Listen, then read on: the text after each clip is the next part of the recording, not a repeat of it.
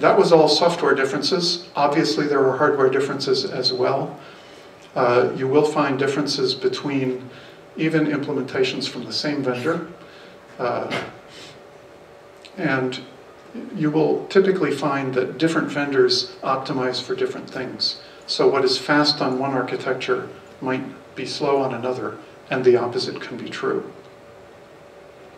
So what can you do about this? How can you write an application that reliably gives good performance?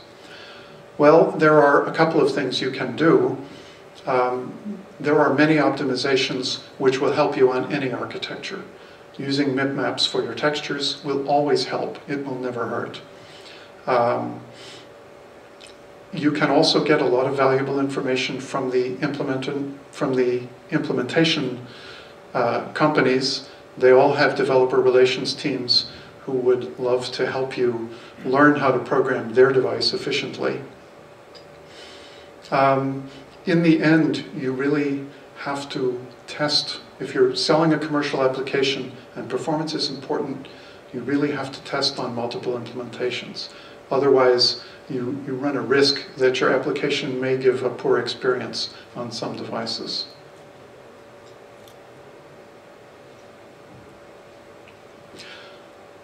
Okay, another issue with portability is implementation-defined limits. The OpenGL ES2 specification allows implementations to differ in how many resources they offer, for example, or in limits on those resources. How big a texture can you make? On some implementations, you can have a very large texture, on others, not so large. How many vertex attributes can you attach to geometry? Some implementations will give you more than others. This is permitted by the OpenGL ES specification. The specification does specify a function you can call to ask about any of these values. You can ask the implementation, what is the largest texture you support? Or what is the maximum number of vertex attributes you support? The specification also defines a minimum value that all implementations must provide. That is documented in Chapter 6 of the specification in tables. So it will say, for example, all implementations must support at least 8 vertex attributes. All implementations must allow textures to be at least 1K pixels on a side. So this is important information. If you want to write portable code, the best thing to do, if you never exceed the values that are in those minimum tables, you are guaranteed that your code will work. If you do exceed those values, you need to ask the implementation, can you support this before you create, for example, a 4K by 4K texture, or use 16 vertex attributes. So best practice is to stay within the minimums. Second best choice is to query and adapt to what the implementation can provide. Another difference between implementations, in OpenGL ES shading language, the programming language allows programmers to declare a variable of type float, but they can also add a qualifier which tells what precision the variable has. There are 3 kinds, 10-bit, 16-bit, and 24-bit. And those are minimum values. So if you ask for a medium P float, you are guaranteed that you will get at least a 16-bit floating point number, but you may get more. And so that means that the same application running on 2 different platforms may get medium precision on some implementations and high precision on other implementations. Usually this is not a problem, but sometimes it is. It's also important to know that in the fragment shader in OpenGL ES 2.0, the high precision format is optional. Some implementations do not provide it. So if you attempt to use it on those implementations, you are supposed to get an error. Some implementations will say, yes, I have high P float, but they are not telling the truth. That's not good. I'm sorry, it's the way it is. So how do you handle this problem? Almost always, medium P float is fine in a fragment shader. You can do almost anything you want. The only times you will sometimes see trouble Some game engines will produce a very large wrap factor for the texture. That means that the texture address, for example, might be 90.5. Well, if you know how GL texture addressing works, the integer part is thrown away and only the fractional part matters.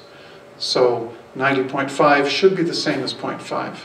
But if you have limited floating point precision, that may not be true. And the texture address may be very sharp, severely quantized, and you may get strange looking textures. The other place where you may have trouble, if you are drawing mirrored surfaces, very shiny surfaces, then they will be very sensitive to the exact angle of the surface. And so if your precision is limited, you may have errors introduced there, and the surface, which should be smooth, may appear to have flat faces on it. So you need to be careful of those two things. It is always safe to use medium P in your fragment shader because all implementations are required to support it. If you do want to use high P for one of these applications, for example, you need to be aware that it won't work on all implementations. You may need to have your code test and see what is supported and do the right thing for the implementation. It's important to test on implementations that don't provide high P. Those include Tigra and Mali. Another possible issue is support for the shading language in OpenGL ES. The specification for the language says what the language is in the ideal, but it also allows implementations to support a subset of the full language. In particular, the language says nothing about resource limits, but real hardware may have resource limits. So for example, the number of variables that you can declare in a shader is not infinite. It is very difficult on any implementation I have found to exceed the limit. The limit is usually very high. But in principle, you could find that you try to compile a shader and it fails because there aren't enough resources. So you need to test, make sure the compilation succeeded before you proceed. Some implementations have limits on control flow. For example, in the fragment shader, at least one implementation cannot do a loop unless the limit of the loop, the number of iterations, is known at compile time. Most implementations can do that, but some cannot. All of these limitations are documented in the specification in Appendix A. So it is useful to read that appendix, make sure you understand those limits, and again, test on multiple implementations. So what do you do about these problems? Again, as I said, test. You can test, by the way, on offline compilers. Most vendors provide a version of their shader compiler that runs on a PC or Linux. So you can test as part of your software build system.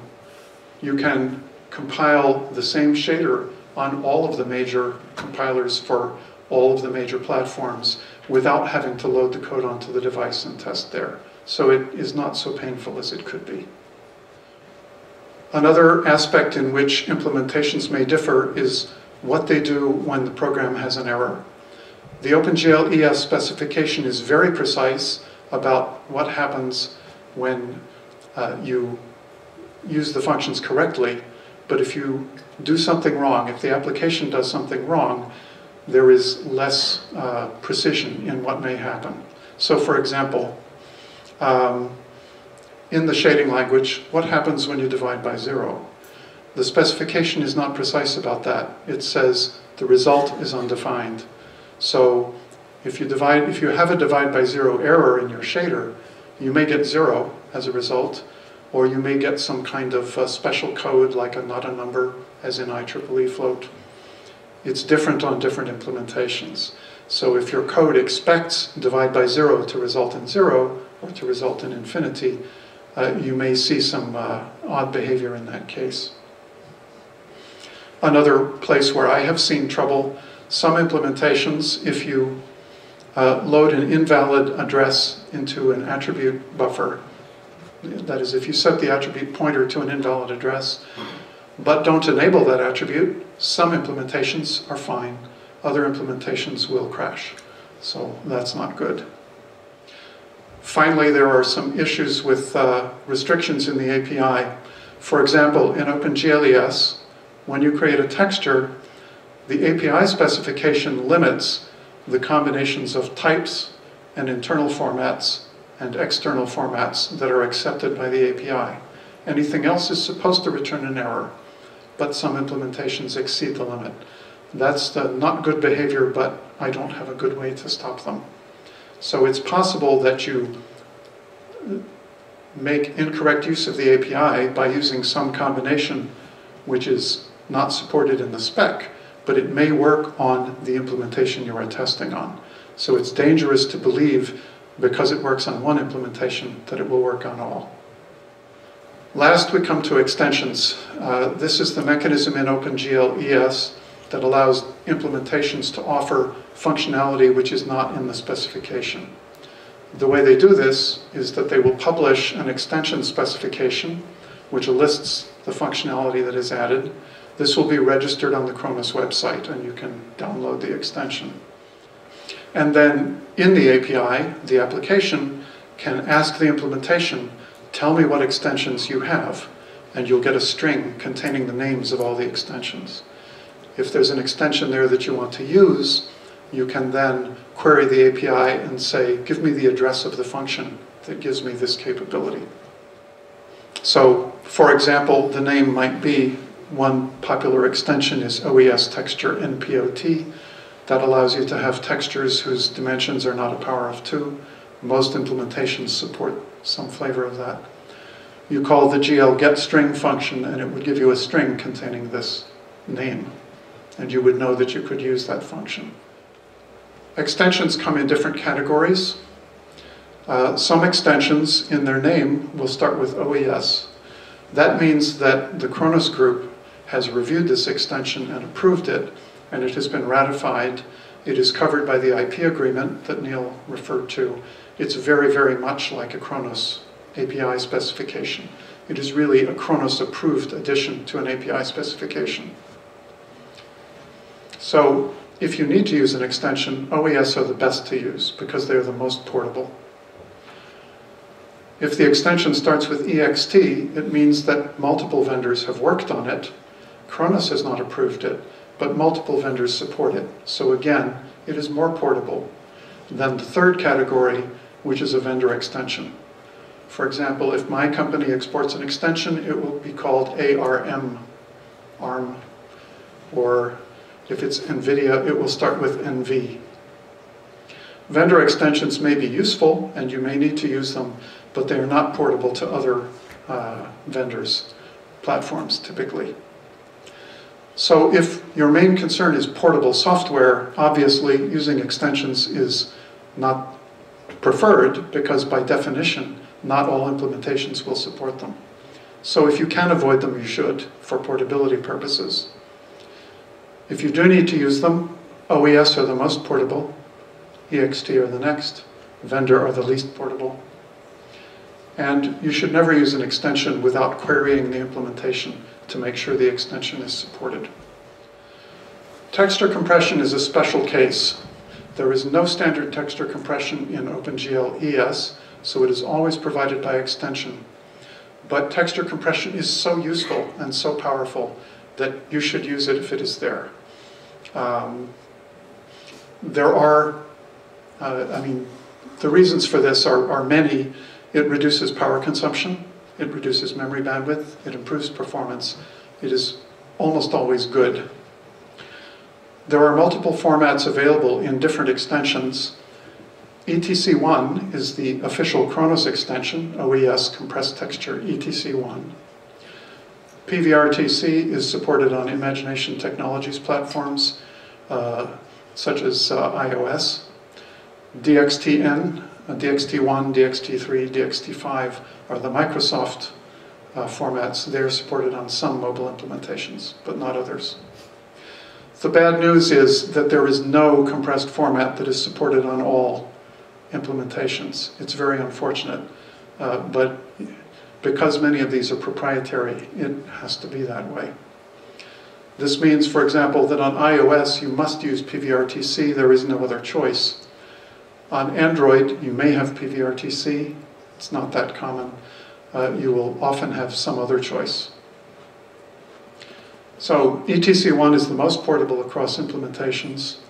PVRTC is useful because iOS is a big platform with a lot of units sold. In general, you will have to query, find out what the device supports, and adapt. ETC1 has some special limitations, and I have some suggestions here for living with those limitations. ETC1 only supports RGB, so if you need alpha, RGBA, you can't use ETC1 in a simple way. What you can do is use one channel of ETC1, 4 bits per pixel, for the color, and use another for the alpha. This sounds inefficient, but in fact it works quite well. You may also find that if you have multiple textures, you could, for example, use ETC1 for the color, and you could put the alpha in an 8-bit per pixel single channel texture, an L texture, for example. If you want to do normals, which are very useful for advanced lighting, surface lighting, the best way to do it is to put use two channels of ETC1 as if they were alpha textures. Put one component of the normal in one texture, put the other in the other, and compute the third. You need to do this because ETC1 is a biased texture format. It has very good resolution in luminance, and it has poor resolution in color. That means that if you use it for normals, where all normals have length 1, the resolution in luminance does not help you, and the resolution will be poor. So use two channels as suggested there. That works quite well. The last issue I'll raise is silent extensions. This is a topic which disturbs me, makes me a little angry as Khronos chairman, but there are unfortunately many implementations of OpenGL ES that support more than the specification allows. The OpenGL ES specification says, for example, as I said earlier, internal format and type in a texture must match, must obey certain restrictions. Anything else is supposed to be an error, but some implementations will still allow this. And there is no way for you to know, because there is no extension that is telling you, I'm giving you more functionality than the spec allows. We have a very good conformance test for OpenGL ES for the functionality that is supposed to be there, but our test is not very good about finding, verifying that implementations produce errors when they should produce errors. We hope to fix that over time, but right now we don't test that very carefully. That means that there are implementations that allow features that they shouldn't. And there is no way to know whether that is happening or not. The only advice I can offer to deal with this problem is to test a lot. If you're writing software, you need one each of all of the major platforms, and you need to test on all of them. You need to know the specification well. You need to know what is an error, and make sure that you don't write code which accidentally uses functionality which is not supposed to be there. If you find an implementation which allows things which it should not, you should be angry. You should tell the vendor, you're not doing right. And you should tell me, and I will also tell them they're not doing right, and we will fix this problem together. So in summary, thank you for your time. OpenGL ES2 was created to provide portable graphics across mobile devices, but despite the best we can do, it is still the case that it is challenging to write portable code. This is the price we pay for an API which allows the technology to progress rapidly. In order to deal with this problem, first, know the specification. Second, design your code for the portable core, for the functionality that you know is available on every device. debug your code. Don't do divide by zero. Don't put invalid pointers into the API. And avoid using implementation-specific features unless you need them. And finally, test, test, test. So good luck, and thank you very much for your time.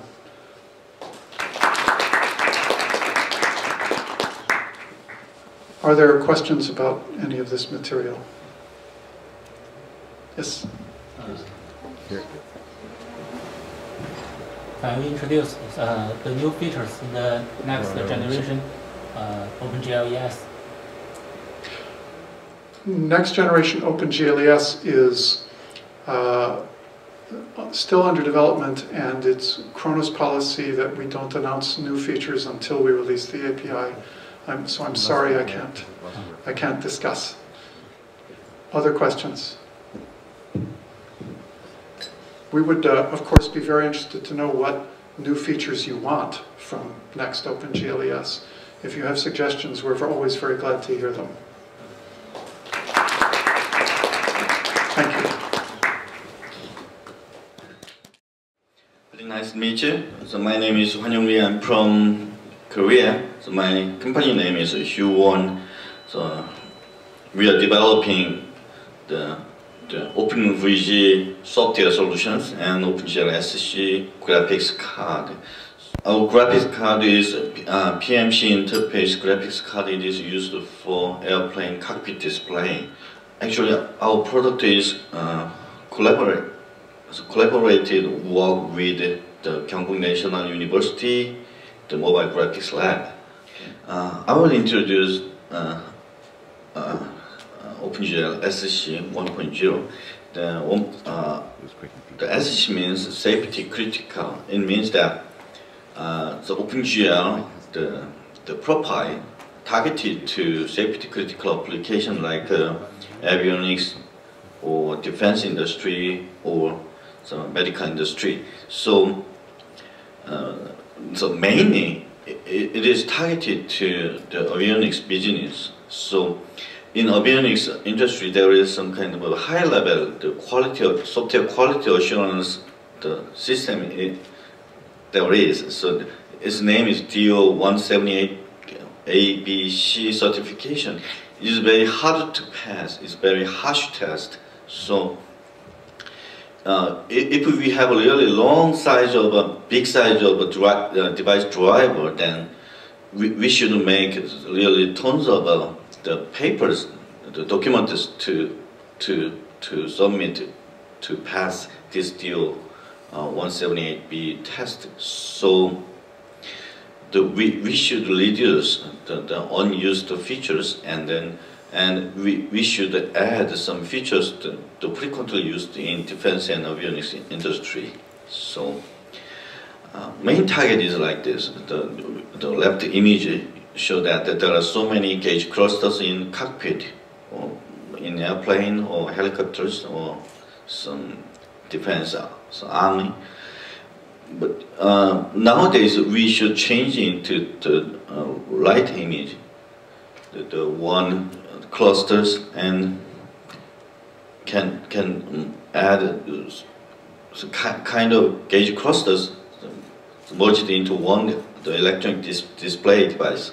So to make this kind the electronic gauge cluster, we should draw something. But actually we should accelerate with hardware chips. So the best way is that we can use so many kind of some graphics device, but the problem is the CPU and operating system is much more different than commercial market. So we should develop one graphics driver one by one, and we should make some different kind of control system or software control system. So the OpenGL SC working group decided to use existing standard. So okay, this is the relationship between OpenGL SC and OpenGL standard.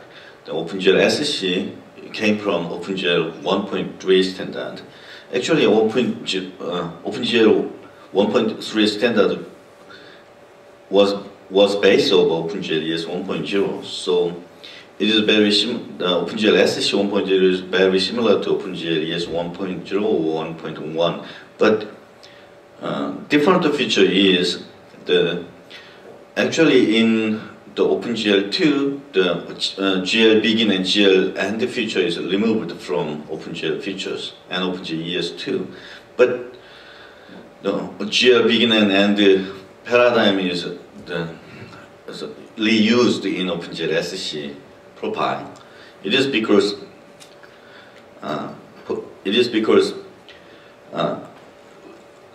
this bottom image is generated by some kind of a software tool. Its tool name is SCADE, SCADE, SCADE. So made by S12 Incorporation.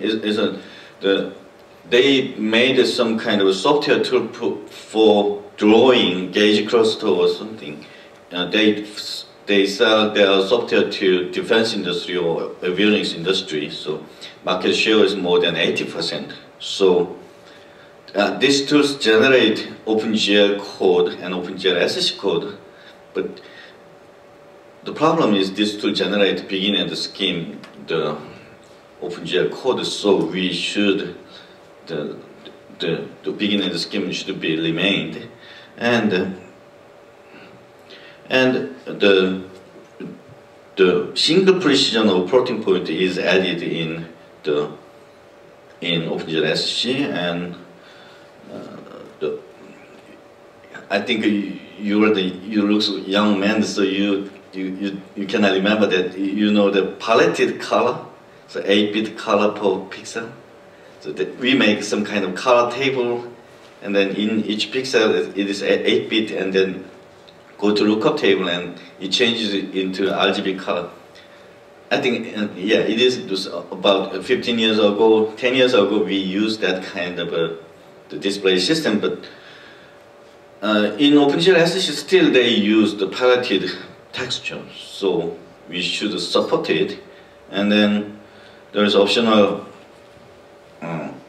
okay, and we eliminate from OpenGL ES the polygon and quadrs, and the strip is eliminated from OpenGL, and then local light and two-side lighting, the multi-sampling for anti-aliasing is not supported, and focus support is not in OpenGL SSC.